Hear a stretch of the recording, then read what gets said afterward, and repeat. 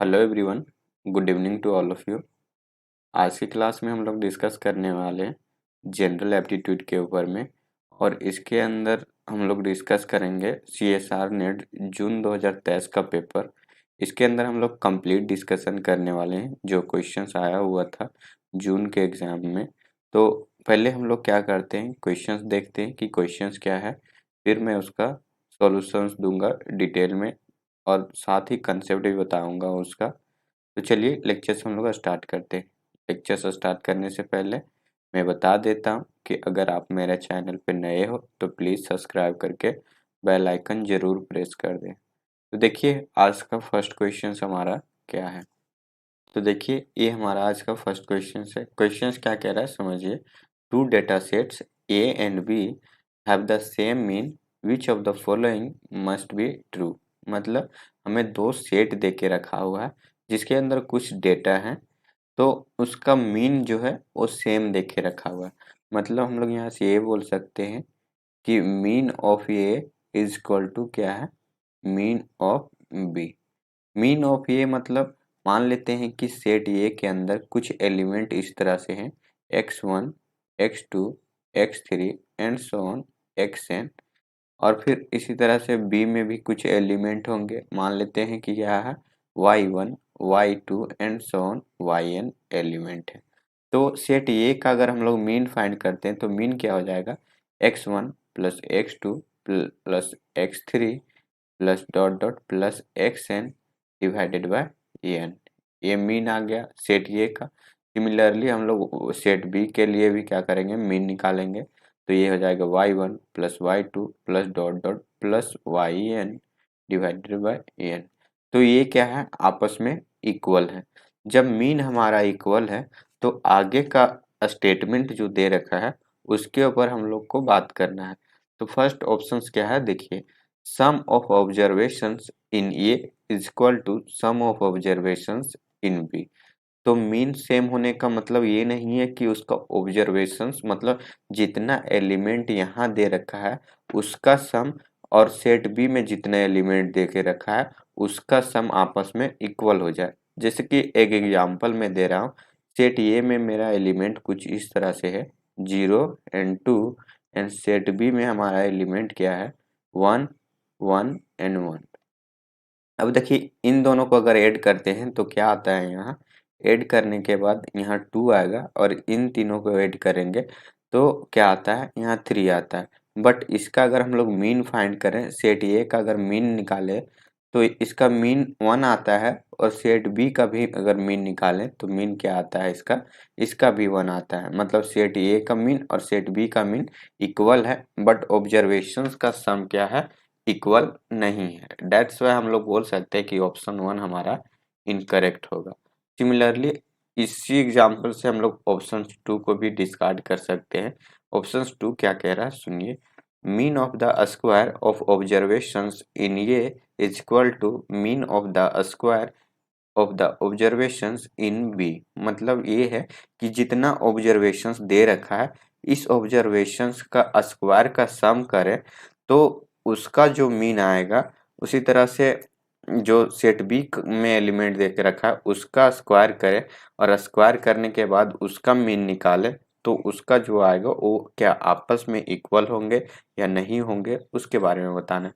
तो देखिए पहले हम लोग क्या करेंगे, सेट ये का मीन निकाल लेते हैं, इसके स्क्वायर का मीन निकालते हैं। मतलब 0 का स्क्वायर करेंगे प्लस 2 का स्क्वायर करेंगे डिवाइडेड बाय 2 करेंगे तो ये क्या आ जाएगा, मीन आ जाएगा एलिमेंट के स्क्वायर का।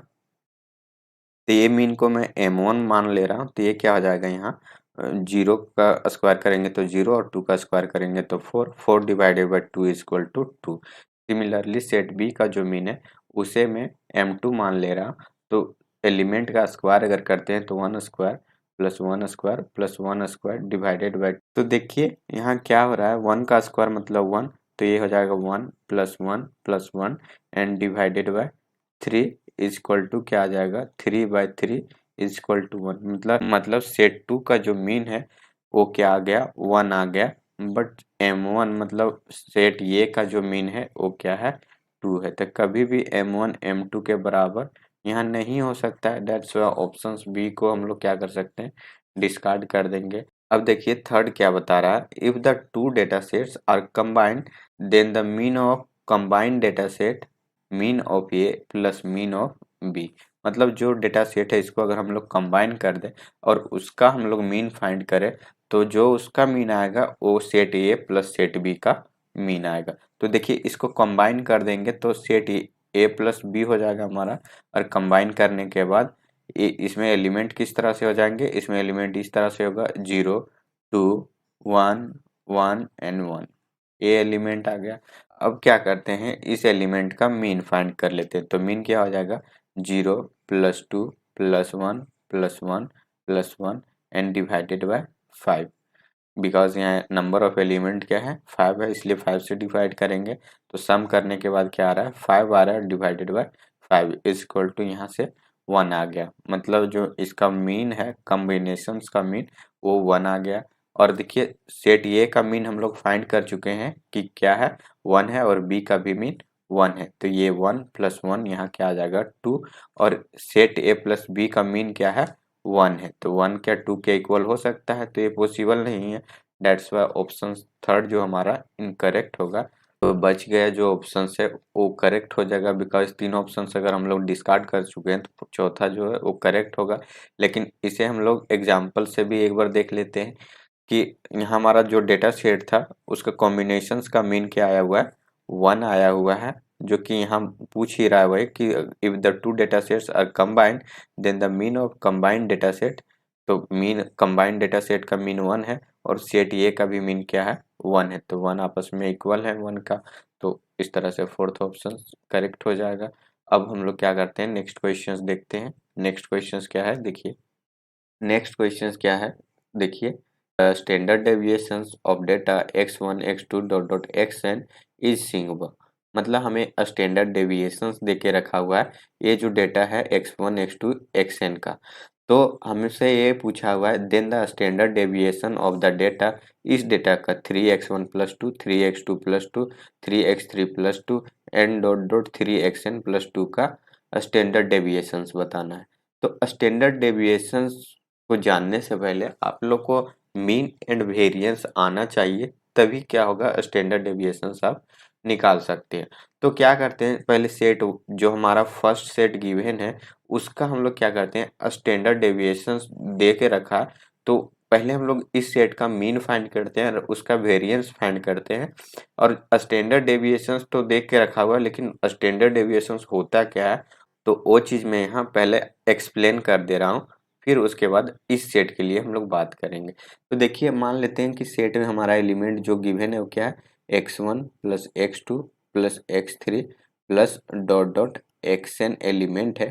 तो इसमें टोटल नंबर ऑफ एलिमेंट्स क्या है, n है, तो n से डिवाइड कर देंगे। तो मान लेते हैं इस सेट का जो मीन है वो मीन क्या आ गया, t हम लोग मान लेते हैं इसका मीन आ गया। सिमिलरली अब मीन आ गया तो इसका वेरिएंस भी हम लोग फाइंड करेंगे, और वेरिएंस जो होता है वो क्या होता है, summation x I minus T का स्क्वायर एंड डिवाइडेड बाय हमारा एन हो जाएगा। अब एन क्या है, मीन है हमारा, तो ऑब्वियसली यहाँ एक्स आई जो एलिमेंट देख रखा हुआ है तो आई रन करेगा कहाँ से, 1 से n तक, तो आई के जगह में 1 रखना है, फिर 2 फिर 3, सिमिलरली इसी तरह से n तक जाएगा।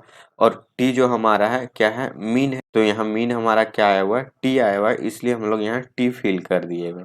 अब n क्या है, नंबर ऑफ ऑब्जर्वेशन जो है, तो ये होता है हमारा क्या, वेरिएंस का फॉर्मूला होता है। अब वेरिएंस से हम लोग स्टैंडर्ड डेविएशंस निकाल लेंगे, तो जो स्टैंडर्ड डेविएशंस होगा वो क्या होगा, अंडर रूट वेरिएंस होता है।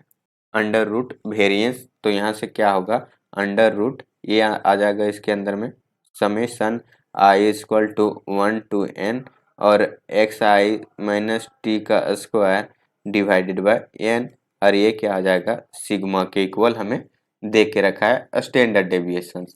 अब यही हम लोग अप्लाई करते हैं इस सेट के लिए। तो इसका मीन पहले हम लोग फाइंड कर लेते हैं।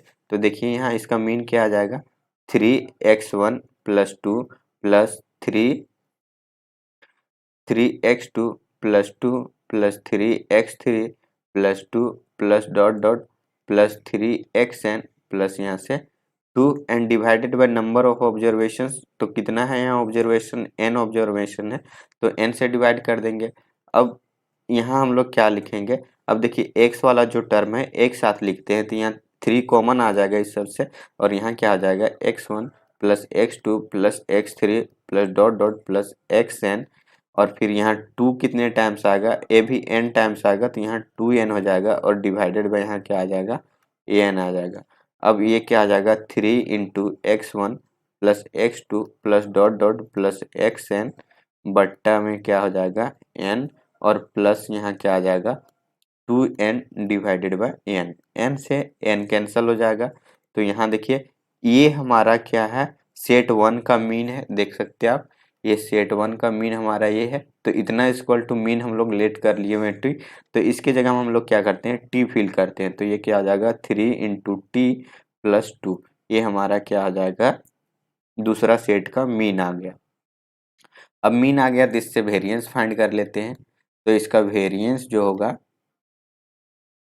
Summation i equal to 1 to n, और एलिमेंट हमारा किस टाइप में है, 3xi प्लस 2 के टाइप में है। तो अब इसके आगे माइनस हमारा क्या हो जाएगा, मीन, तो मीन हमारा क्या आ गया है 3t प्लस 2 हो जाएगा।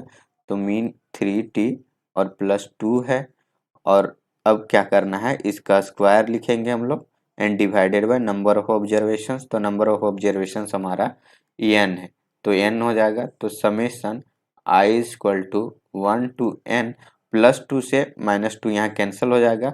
अब ये दोनों टर्म में 3 मल्टीपल है तो 3 को कॉमन लेंगे तो स्क्वायर बाहर आएगा। तो यहाँ हम लोग लिख सकते हैं 3 का स्क्वायर एंड यहाँ हो जाएगा xi माइनस टी का स्क्वायर एंड डिवाइडेड बाय यहाँ n आ जाएगा। अब हम लोग ये वेरिएंस आ गया दूसरे सेट के लिए, तो अब इसका स्टैंडर्ड डेविएशंस लिखेंगे। तो स्टैंडर्ड डेविएशंस क्या हो जाएगा, अंडर रूट वेरिएंस। तो अंडर रूट यहाँ क्या हो जाएगा, summation i equal to 1 to n 3 का स्क्वायर xi माइनस टी का स्क्वायर डिवाइडेड बाय यहाँ n आ जाएगा। अब देखिए 3 का स्क्वायर है और यहाँ रूट है, तो ये रूट से बाहर आएगा तो यहाँ क्या लिख सकते हैं हम लोग, 3 लिखेंगे, और ये क्या आ जाएगा हमारा under root summation i equal to 1 to n, ये हो जाएगा xi माइनस टी का स्क्वायर डिवाइडेड बाय n। अब देखिए इतना इक्वल टू क्या है हमारा, फर्स्ट सेट का स्टैंडर्ड डेविएशन है, तो इतना इक्वल टू हम लोग सिग्मा लिखेंगे। तो हम हमारे यहाँ से क्या गया, स्टैंडर्ड डेविएशन 3 सिग्मा आ गया। ये हमारा स्टैंडर्ड डेविएशन आ गया सेकेंड सेट के लिए। तो ऑप्शंस देखिए फर्स्ट ऑप्शंस में ही है 3 सिग्मा, तो फर्स्ट ऑप्शन हमारा करेक्ट होगा और बाकी का ऑप्शंस यहाँ इनकरेक्ट होगा। तो आई होप आप लोग को समझ में आ गया होगा कि हम लोग स्टैंडर्ड डेविएशंस फाइंड कैसे करते हैं।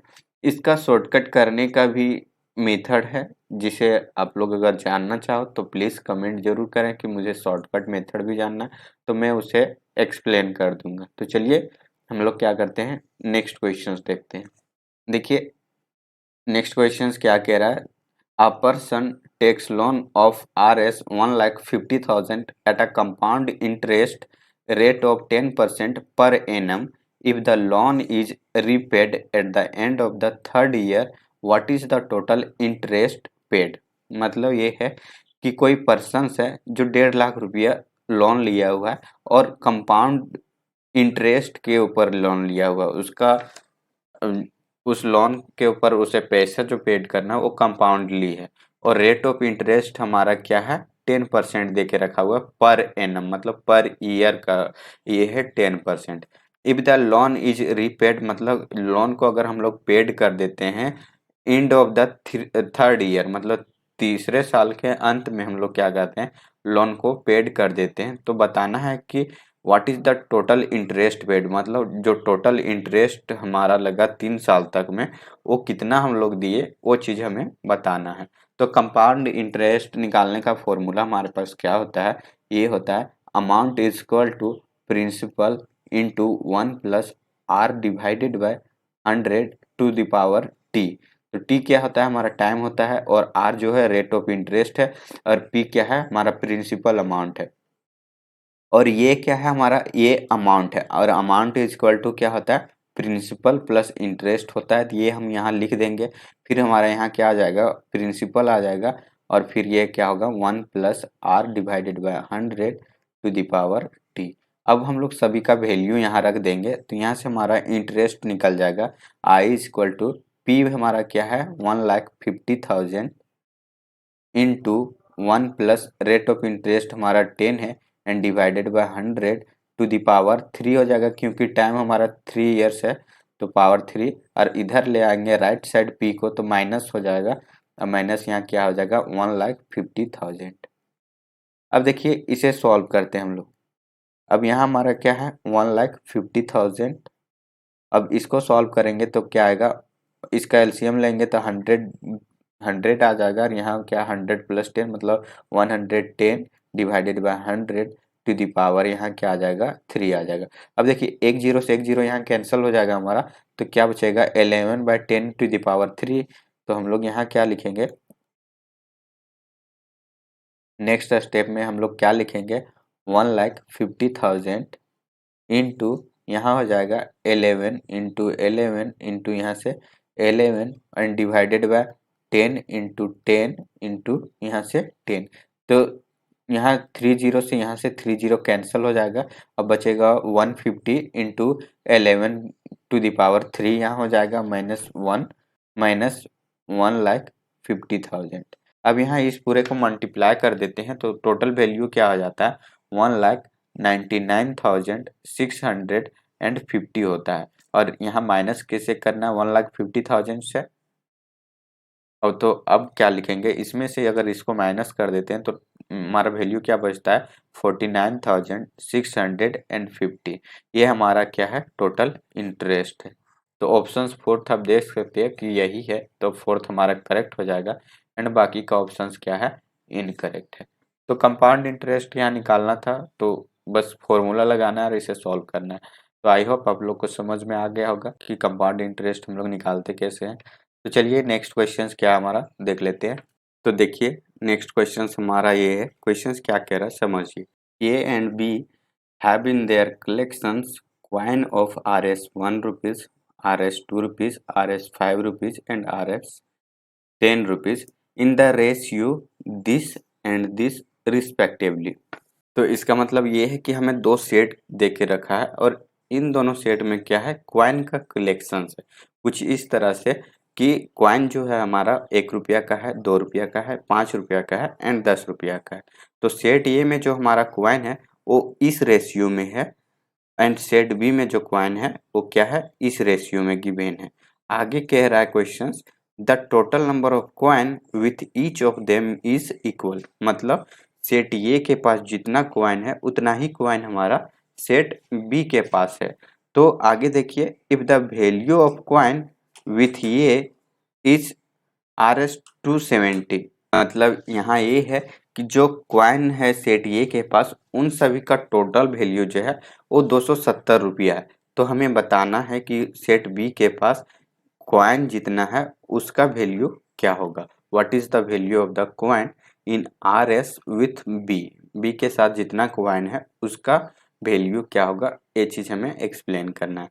तो पहले हम लोग फाइंड कर लेते हैं कि नंबर ऑफ क्वाइन कितना है सेट ए के पास। अगर क्वाइन हमें पता चल जाएगा कि सेट ए के पास कितना क्वाइन है, उतना ही क्वाइन हमारा सेट बी के पास भी होगा, क्योंकि हमें यहाँ बता के रखा है कि each of them is equal, मतलब दोनों सेट के पास क्वाइन इक्वल है। तो इसके बाद अगर हम लोग को यहाँ नंबर ऑफ क्वाइंस पता चल जाएगा तो सेकेंड बी का हम लोग क्या कर लेंगे, उस क्वाइन का वैल्यू फाइंड कर लेंगे। तो देखिए कैसे हम लोग निकालते हैं नंबर ऑफ क्वाइन। देखिए सेट ए के पास हमारा क्वाइन जो है वो इस तरह से 1 रुपया का है, 2 रुपया का है, 5 रुपया का है एंड 10 रुपया का है। और जो यहाँ रेशियो दे के रखा हुआ है क्वाइन का वो क्या है, 1 रुपया का जो क्वाइन है वो 3 का मल्टीपल है, मान लेते हैं कि 3x क्वाइन है इसके पास। सिमिलरली 2 रुपया का जो क्वाइन है वो क्या है, 2x का मल्टीपल है, बिकॉज रेशियो में गिवन है इसलिए हमें क्या कर रहे हैं, एक कॉमन वैल्यू से सभी में मल्टीप्लाई कर रहे हैं। तो 2 रुपया का जो क्वाइन है वो 2x मल्टीपल है। सिमिलरली क्या है, 5 रुपया का जो क्वाइन है वो 2 का मल्टीपल है, एंड 10 रुपया का क्वाइन जो है वो x का मल्टीपल है। तो इस तरह से क्वाइन यहाँ अवेलेबल है सेट ए के पास में। अब यहाँ जो टोटल वैल्यू ऑफ कॉइन जो होगा वो क्या होगा, नंबर ऑफ कॉइन को हम लोग मल्टीप्लाई कर देंगे वैल्यू ऑफ द कॉइन से, तो यहाँ से टोटल वैल्यू ऑफ कॉइन निकल जाएगा। तो नंबर ऑफ कॉइन यहाँ 3x है एंड वैल्यू क्या है, 1 रुपया है, तो यहाँ से मल्टीप्लाई करेंगे तो क्या आएगा, 3x आएगा। सिमिलरली 2x यहाँ कॉइन है और मल्टीप्लाई हम लोग 2 रुपया से कर देंगे तो यहाँ क्या आ जाएगा, 4x इसका टोटल वैल्यू आएगा।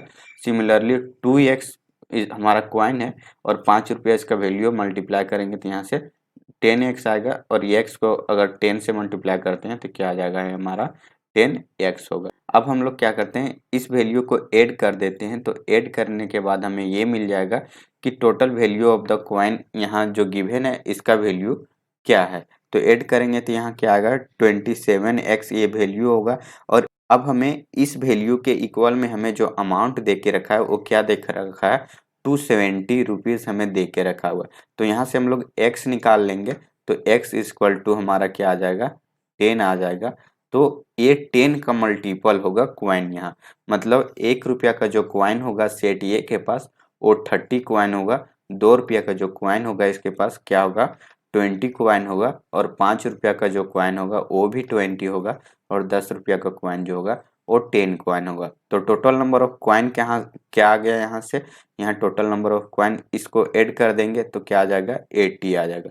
तो सेट ए के पास 80 कॉइन है, तो सेट बी के पास भी क्या होगा, 80 कॉइन होगा, क्योंकि यहाँ बता के रखा हुआ है the coin of each of them is equal, मतलब दोनों सेट के पास कॉइन यहाँ इक्वल है। तो सेट बी के पास जो कॉइन है वो 80 कॉइन हमें पता चल गया। अब इस कॉइन का वैल्यू क्या होगा वो हम लोग रेशियो को यूज करके निकाल लेंगे। तो देखिए यहाँ जो सेट बी के पास कॉइन है वो क्या है, 1 रुपया का है, 2 रुपया का है, 5 रुपया का है और 10 रुपया का है। 1 रुपया का कॉइन जो है वो 4 का मल्टीपल है, मान लेते हैं कॉमन वैल्यू हमारा y है, तो यहाँ 4y हो जाएगा। 2 रुपया का जो कॉइन है वो क्या है, और 2 रुपया का जो कॉइन है वो क्या हो जाएगा हमारा, 3y हो जाएगा। 5 रुपया का जो कॉइन है वो क्या है, 2y होगा। एंड 1 रुपया का जो कॉइन है वो y होगा। अब इस वैल्यू का मतलब जो हमारा कॉइन है, टोटल नंबर ऑफ कॉइन ये है हमारा।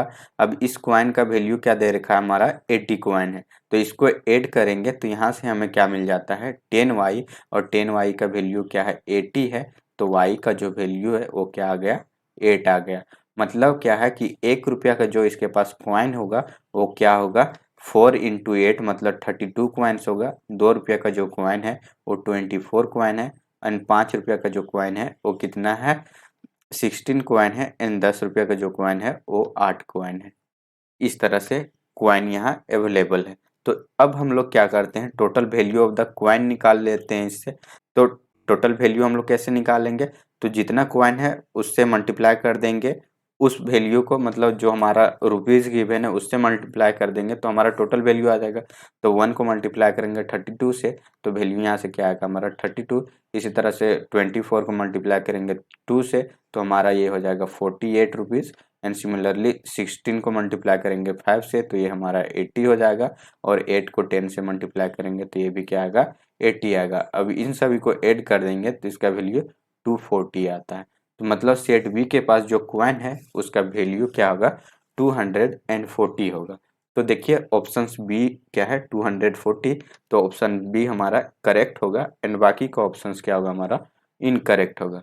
तो ऐसे हम लोग सॉल्व करेंगे जब हमारा इस तरह से सेट गिवन है और क्वेश्चंस हमारा इस टाइप का हो।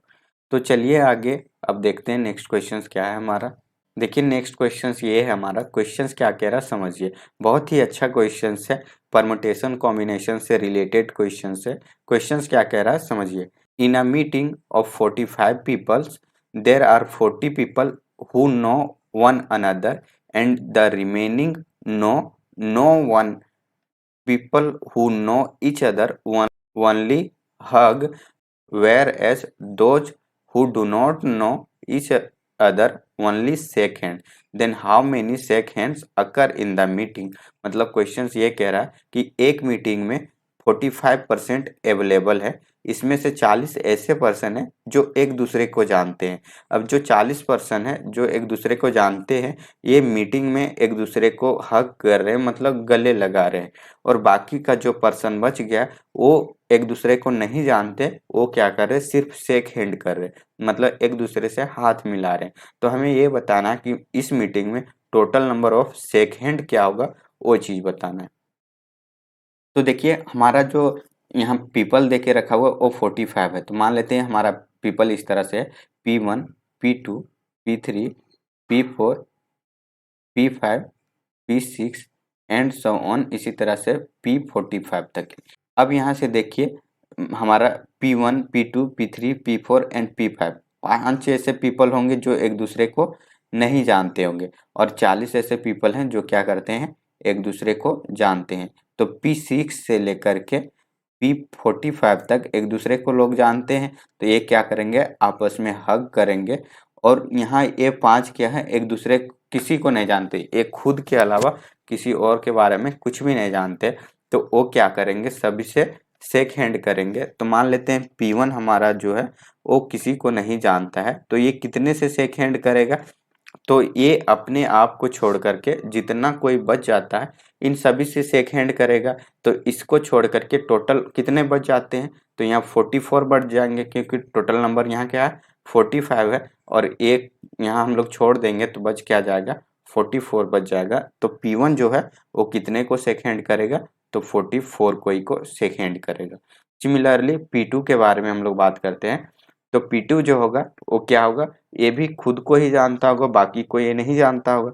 तो ये इसको छोड़ करके बाकी कितने हैं, 45 हैं। तो 45 में से एक ऑलरेडी इससे शेक हैंड कर चुका है, मतलब P1 जो है P2 से शेक हैंड कर चुका है।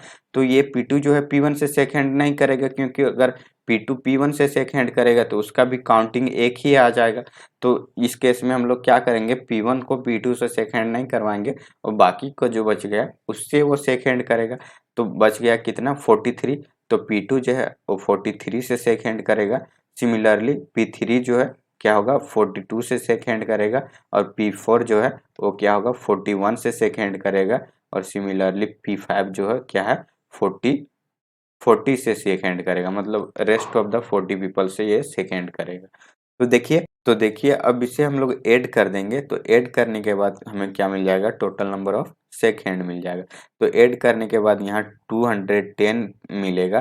तो ये total number of shake hand है। तो देखिए यहाँ हमारा क्या है, थर्ड ऑप्शन में 210 है, तो थर्ड हमारा करेक्ट होगा एंड बाकी का ऑप्शन इनकरेक्ट होंगे। तो चलिए नेक्स्ट क्वेश्चन क्या है हमारा, उसे देख लेते हैं। देखिए नेक्स्ट क्वेश्चन क्या है, the difference of square of two distinct two digit number with one begin obtained by reversing the digit of the other is always divisible by. मतलब हमारे पास यहाँ दो डिजिट का टू डिस्टिंक्ट नंबर है, और दूसरा नंबर जो है ऑब्टेन किया जा रहा है पहले नंबर को रिवर्स करने से। तो हमें बताना है कि जो नंबर हमें मिलेगा वो कितना से डिविजिबल होगा। तो देखिए मान लेते हैं 2 डिजिट नंबर हमारा एक्स वाई है। तो एक्स वाई को हम लोग लिख कैसे सकते हैं, 10x प्लस वाई के फॉर्म में लिखेंगे। सिमिलरली हमारा दूसरा नंबर क्या होगा, तो इस नंबर को रिवर्स करने से हमें दूसरा नंबर मिल जाएगा। तो रिवर्स करेंगे तो वाई एक्स होगा। अब यहाँ से हम लोग क्या लिखेंगे, 10y प्लस ये एक्स हो जाएगा। अब इसका स्क्वायर का डिफरेंस लेना है। तो ए क्या हो जाएगा, एक्स वाई का स्क्वायर माइनस वाई एक्स का स्क्वायर लेना। अब एक्स वाई का वैल्यू क्या है हमारे पास, 10x प्लस वाई है। अब इसका स्क्वायर करेंगे, माइनस क्या हो जाएगा, 10y प्लस एक्स का स्क्वायर करेंगे।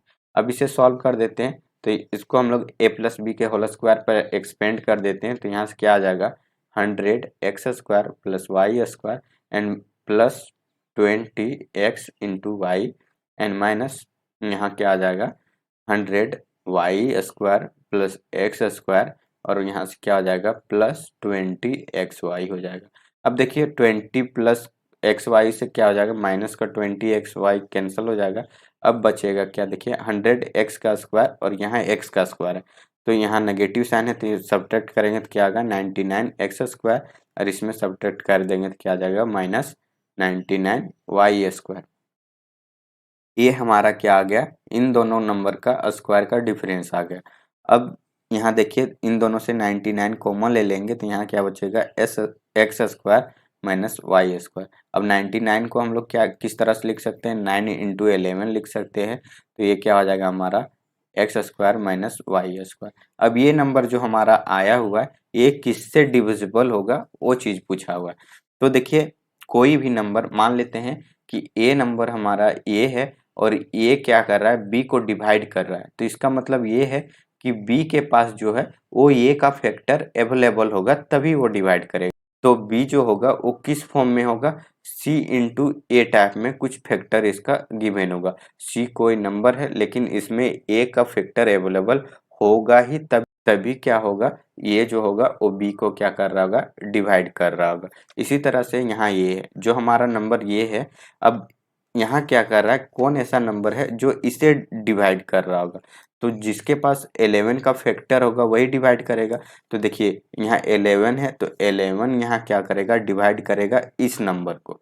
तो इसके पास 11 अवेलेबल है तो 9 इंटू 11 यानी यहाँ क्या हो जाएगा, X square minus Y square. तब ये क्या कर देगा, इसे डिवाइड कर देगा। और यही हमसे पूछा हुआ था कि कौन ऐसा नंबर है जो हमेशा डिवाइड करेगा, कोई एक केस में नहीं, हर केस यहाँ सेटिस्फाई कर जाए। कोई भी वैल्यू हमारा एक्स वाई हो तो उन सभी वैल्यू के लिए ये केस सेटिस्फाई होना चाहिए। और ये तभी पॉसिबल है जब वो नंबर क्या होगा, 11 से डिविजिबल होगा। तो देखिए हमारा फोर्थ ऑप्शन इस तरह से करेक्ट होगा और बाकी का ऑप्शन हमारा इनकरेक्ट हो जाएगा। तो इस तरह से इस टाइप का क्वेश्चन हम लोग करते हैं। देखिए अब देखिए नेक्स्ट क्वेश्चन एक पैराग्राफ देके रखा हुआ है, कंसीडर द पैराग्राफ, और पूछा हुआ है कि ई जो है हमारे पास वो कितने टाइम्स अकर कर रहा है इस पैराग्राफ में। तो वो चीज़ बताना है कब, जब यहाँ जो काउंटिंग है इसका काउंट करने, ई को काउंट करने के बाद यहाँ जो वैल्यू हम लोग लिखेंगे, मान लेते हैं कि ये पैराग्राफ में 5 वैल्यू है तो 5 लिखने के बाद इसका पैराग्राफ में ई का वैल्यू कितना होगा वो चीज़ बताना है हमें। तो पहले हम लोग यहाँ क्या करते हैं, ई को काउंट करते हैं। तो देखिए दा में हमारे पास एक ई है, मतलब यहाँ से 1 ई हो जाएगा। सिमिलरली यहाँ कोई नहीं है, यहाँ भी नहीं है। रीजर में हमें एक ई मिल रहा है तो ये हमारा दूसरा हो जाएगा। एंड सिमिलरली यहाँ इसमें एक ई मिल रहा है तो ये तीसरा हो जाएगा। यहाँ एक चौथा ई मिलेगा और आगे इसमें एक भी नहीं है, यहाँ भी नहीं है, यहाँ भी नहीं। फिर इसमें एक ही है तो ये पांचवा हो जाएगा, इसमें नहीं है। अब आगे देखिए इसमें भी नहीं है, इसमें भी नहीं है, इसमें भी नहीं है, इसमें भी नहीं। इसमें देखिए एक्सरसाइज में कितना ई है, एक एंड दो, तीन ई है। तो 5 ऑलरेडी हो चुका था प्लस 3, तो ये टोटल यहाँ 8 होगा। फिर इन बोथ इसमें नहीं है, लेट में एक है तो ये हमारा यहाँ 9 हो जाएगा। एंड आगे देखिए टाइम्स में एक ही है तो 9 प्लस एक 10 ई यहाँ हो जाएगा। दा में एक है तो ये 11 ई हो जाएगा। और लेटर में 2 ई अवेलेबल है तो 11 प्लस 2 कितना हो जाएगा, यहाँ 13 ई होगा। और एक ई यहाँ अवेलेबल है तो 13 प्लस एक क्या हो जाएगा, 14 हो जाएगा।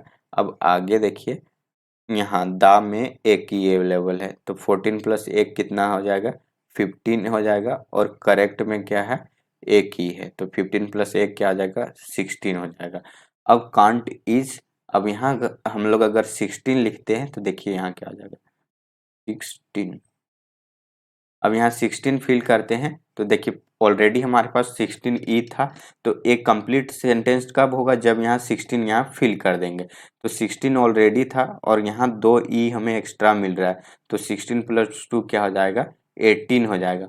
और जब यहाँ 18 लिखेंगे क्योंकि टोटल नंबर ऑफ ई क्या हमारा 18 आ रहा है तो उस केस में क्या होगा, 16 वाला वैल्यू हमारा इनकरेक्ट हो रहा है क्योंकि यहाँ टोटल नंबर ऑफ ई क्या आ रहा है, 18 आ रहा है। अब देखिए हम लोग यहाँ का क्या करते हैं, 18 लिखते हैं तो क्या होगा, EIGHTEEN।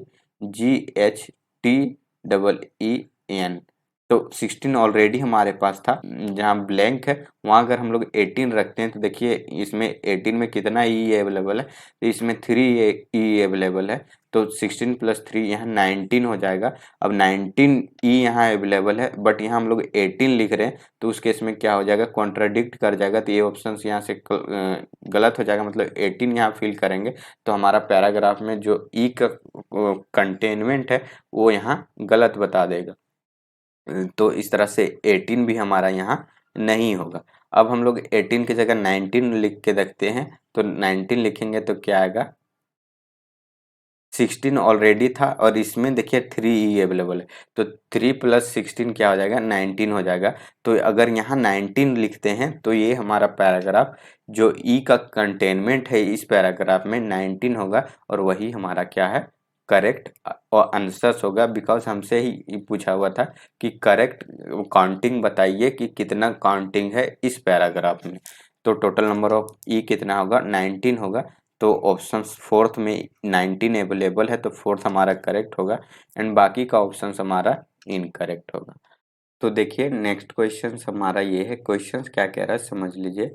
If the speed of train is increased by 20%, it's travel time between two station reduced by 2 hours. मतलब ये है कि कोई ट्रेन है जिसका स्पीड, नॉर्मल स्पीड मान लेते हैं कि x है, तो उसका स्पीड अगर हम लोग 20% इंक्रीज कर जाए तो जो टाइम लगता है हमें ट्रैवल करने के लिए, उस टाइम नॉर्मल टाइम में से 2 आवर्स रिड्यूस हो जाता है, मतलब घट जाता है।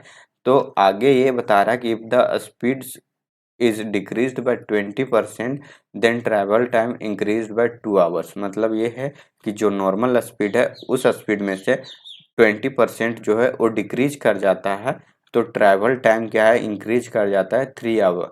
तो हमें बताना है कि नॉर्मल ड्यूरेशंस कितना लगता है दोनों स्टेशंस के बीच का डिस्टेंस को तय करने के लिए। तो देखिए हम लोग क्या करते हैं, पहला केस हम लोग पहले नॉर्मल ले लेते हैं कि नॉर्मल स्पीड जो हमारा है वो क्या है, x किलोमीटर पर आवर है एंड टाइम हमारा क्या हो जाएगा, नॉर्मल टाइम क्या हो जाएगा, वो टी टाइम है हमारा। और इसी तरह से इन दोनों स्टेशन ए एंड बी के बीच का डिस्टेंस क्या है, वो एक्स है और डिस्टेंस हमेशा कांस्टेंट होगा। तो अब केस वन हमारा क्या है कि 20% जो है वो इंक्रीज कर रहा है स्पीड, तो यहाँ से स्पीड ऑफ 20% इंक्रीज कर रहा है, तो T1 केस हम लोग ले लेते हैं। तो इसमें क्या हो जाएगा, जो नॉर्मल स्पीड है उसमें से 20% इंक्रीज करेगा, तो x प्लस 20% ऑफ x हो जाएगा। तो इसको अगर हम लोग लिखेंगे तो क्या आ जाएगा, 120x डिवाइडेड बाय 100, ये इसका स्पीड आ जाएगा। इस ये क्या होगा, किलोमीटर पर आवर्स में। अब टाइम क्या है, नॉर्मल टाइम में से हम लोग को 2 आवर्स रिड्यूस कर जाता है, तो नॉर्मल टाइम में से 2 आवर्स रिड्यूस कर जाएंगे तो T1 टाइम हमारा क्या हो जाएगा, T-2 हो जाएगा। तो यहाँ से डिस्टेंस इक्वल टू हम लोग जानते हैं कि स्पीड इंटू क्या होता है, टाइम होता है। तो डिस्टेंस क्या हो जाएगा, स्पीड इंटू टाइम होगा और डिस्टेंस दोनों ही केस में इक्वल होगा। तो नेक्स्ट केस अब हम लोग डिस्कस करते हैं और नेक्स्ट केस क्या होगा हमारा, स्पीड निकालते हैं T2 केस के लिए। तो 20% स्पीड यहाँ क्या कर रहा है, डिक्रीज कर रहा है। तो नॉर्मल स्पीड x है, x में से 20% क्या कर रहे हैं, डिक्रीज कर रहा है, मतलब सब्ट्रैक्ट कर देंगे तो टोटल वैल्यू यहाँ क्या आएगा, 80x डिवाइडेड बाय 100, ये स्पीड आ जाएगा। और टाइम इस केस में क्या आएगा, T+3 हो जाएगा क्योंकि 3 आवर्स इंक्रीज कर रहा है टाइम। तो यहाँ से डिस्टेंस क्या हो जाएगा, स्पीड इंटू टाइम यहाँ भी हो जाएगा। तो हम लोग जानते हैं कि दो पॉइंट के बीच का डिस्टेंस जो है वो हमेशा कांस्टेंट होता है, तो डिस्टेंस इक्वल हो जाएगा दोनों केस में। तो ये क्या आ जाएगा, स्पीड इंटू टाइम हो जाएगा T1 के लिए एंड यहाँ क्या आ जाएगा, स्पीड इंटू टाइम हो जाएगा T2 के लिए। तो स्पीड क्या है T1 केस में, तो स्पीड है 120x divided by 100 into time क्या है, T-2 है। सिमिलरली स्पीड है T2 केस में क्या है, 80x divided by 100 and into क्या हो जाएगा, T+3 हो जाएगा।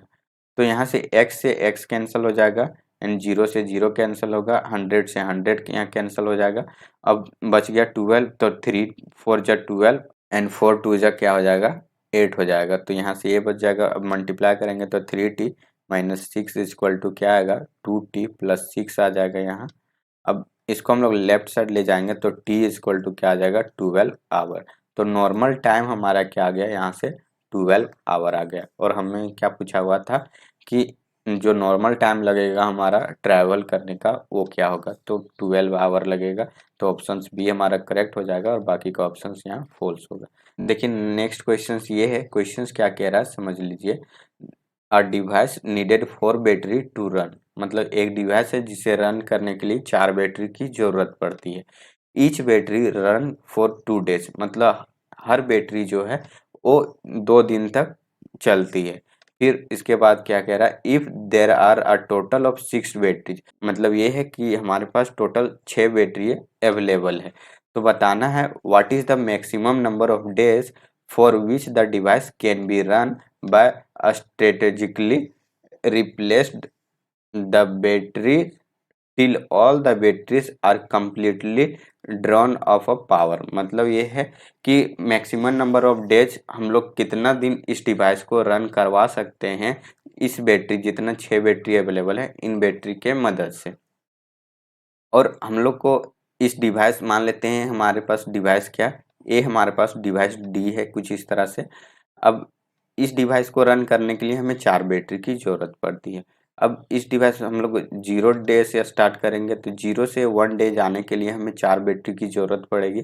तो 4 बैटरी यहाँ लगाएंगे हम लोग, तो यहाँ क्या होगा, 4 बैटरी की पावर जो होगी एक दिन घट जाएगा और बच क्या जाएगा कि ये 4 बैटरी सिर्फ एक और दिन ही काम कर सकता है। तो इसमें से डे 1 में हम लोग क्या करेंगे, 2 बैटरी को यहाँ से निकाल देंगे और बच जाएगा हमारा 2 बैटरीज। अब क्या करेंगे, यहाँ 6 में से 4 तो यूज किए हुए और बच गया था यहाँ 2 बैटरीज, तो उन 2 बैटरी को यहाँ पुट कर देंगे, तो टोटल बैटरीज यहाँ क्या आ जाएगा, 4 बैटरी आ जाएगा। अब इसे हम लोग नेक्स्ट डे रन करवाते हैं तो क्या आ जाएगा, डे 2 में चल जाएगा। तो डे 2 में 4th बैटरीज यहाँ है। अब 4th बैटरीज में क्या है, 2 बैटरीज डेड हो जाएगा, बिकॉज कि जो बैटरी अवेलेबल है वो हर बैटरी 2 ही दिन तक काम कर सकता है। तो 2 बैटरी यहाँ जो डे 1 में बच गया हुआ था वो 2 दिन ऑलरेडी रन कर चुका है, तो वो दोनों डेड हो गया होगा। तो बच गया था यहाँ 2 बैटरी जो बाद में हम लोग डे 1 में रखे हुए थे, तो वहाँ से वो बैटरी एक और दिन रन कर सकता है। तो 2 बैटरी यहाँ है और 2 बैटरी जो हम लोग पहले यहाँ से रिप्लेस कर दिए हुए थे, तो उसको अब हम यहाँ रख देंगे डेड हुए बैटरी को निकाल करके। तो यहाँ क्या हो जाएगा, 2 बैटरी वॉच मतलब 4 बैटरी हमारे पास अवेलेबल हो जाएगा। तो इस तरह से डे 3 के लिए हमारा 4 बैटरी यूज हो जाएगा और यहाँ डे 3 के बाद टोटल सभी बैटरीज क्या हो जाएंगे, डेड हो जाएंगे। मतलब यहाँ हमें कोई भी बैटरी इसके बाद नहीं बचेगा। तो यहाँ हम लोग इस डिवाइस को ज़्यादा से ज़्यादा हम लोग 3 दिन तक रन करवा सकते हैं। तो इस तरह से ऑप्शन सेकेंड जो होगा हमारा करेक्ट होगा एंड बाकी का ऑप्शन फॉल्स होगा।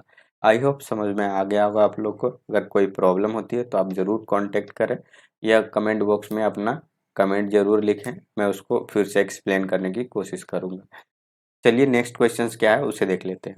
अब नेक्स्ट क्वेश्चन हमारा ये है, एज रेशियो से रिलेटेड है। क्या कह रहा है क्वेश्चन देखिए, the ratio of age of the mother and daughter is 14:1 at present. After 4 year the ratio of their age will be 16:3.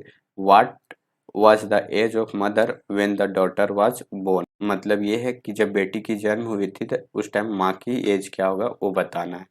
तो देखिए हमारा मदर एंड डॉटर का जो एज का रेशियो है क्या है, 14:1 है। तो ये क्या होगा, मान लेते हैं कि उस टाइम मदर का एज जो है वो 14x है। प्रेजेंट में मदर का जो एज है वो 14x है एंड डॉटर का जो एज है वो क्या है, x है। तो अब इसके बाद 4 ईयर के बाद जो इसका एज हो जाएगा वो क्या हो जाएगा, 14x+4 हो जाएगा एंड डॉटर का एज क्या हो जाएगा, x+4 हो जाएगा। अब ये जो एज है वो इस रेशियो के बराबर है। आफ्टर 4 ईयर्स के बाद रेशियो क्या हो जाता है, 16:3 हो जाता है। तो देखिए यहाँ से हम लोग क्या लिखेंगे कि मदर का एज डिवाइडेड बाय ये हमारा डॉटर का एज हो जाएगा और ये क्या है, इन दोनों का रेशियो क्या है, after 4 years mother and daughter का जो एज रेशियो है वो 16:3 है। तो ये क्या हो जाएगा, 16/3 हो जाएगा और 4 ईयर के बाद मदर का जो एज है वो क्या है, 14x+4 है एंड डॉटर का जो एज है वो क्या है, x+4 है। अब क्या करते हैं, इन दोनों को क्रॉस मल्टीप्लाई करते हैं और सॉल्व कर देंगे तो हमारा वैल्यू आ जाएगा x का। तो देखिए यहाँ से क्या आ जाएगा, 16 इंटू x+4 इक्वल टू आ जाएगा 3 इंटू 14x+4। तो मल्टीप्लाई करेंगे तो यहाँ 16x और प्लस यहाँ से क्या आ जाएगा 64 इक्वल टू 42x प्लस यहाँ से 12। अब 16 को लेफ्ट राइट साइड ले जाते हैं और 12 को लेफ्ट साइड ले आएंगे, तो सॉल्व करने के बाद हमें क्या मिलेगा, 26x इक्वल टू हो जाएगा 52। तो x का जो वैल्यू हमारे पास आएगा वो क्या आएगा 2 आएगा। मतलब ये है कि जो प्रेजेंट एज है मदर का वो क्या है 14 इंटू 2 मतलब 28 है। And present age of daughter जो है वो क्या है वो 1 इंटू 2 मतलब 2 ईयर्स है। तो अब हम लोग क्या करेंगे 28 में से 2 को सब्ट्रैक्ट कर देंगे। तो जब बेटी की जन्म हुई थी उस टाइम मदर का एज क्या था वो पता चल जाएगा। तो 28 में से 2 सब्ट्रैक्ट कर देंगे तो 26 आएगा। तो जब बच्चे का जन्म हुआ था उस टाइम मदर का एज क्या था 26 साल था। तो ऑप्शन ये हमारा करेक्ट है, बाकी ऑप्शन यहाँ फॉल्स होगा। तो इस तरह से हम लोग क्वेश्चंस को सॉल्व करते हैं। आई होप आप लोग को समझ में आ गया होगा कि हम लोग क्वेश्चंस यहाँ कैसे सॉल्व करते हैं। तो इस लेक्चर्स में मैंने अप्रोक्सीमेटली 10 to 12 क्वेश्चंस मैंने करवा दिया हुआ है। अब कुछ क्वेश्चंस बच गया है उसे मैं नेक्स्ट लेक्चर्स में करवा दूंगा। तो इस लेक्चर्स में बस इतना ही। तो मिलते हैं हम लोग नेक्स्ट लेक्चर्स में। जो बचा हुआ क्वेश्चंस उसे पहले करेंगे और उसके बाद नया टॉपिक हमारा आएगा। तो चलिए इस लेक्चर्स को यहीं समाप्त करते हैं।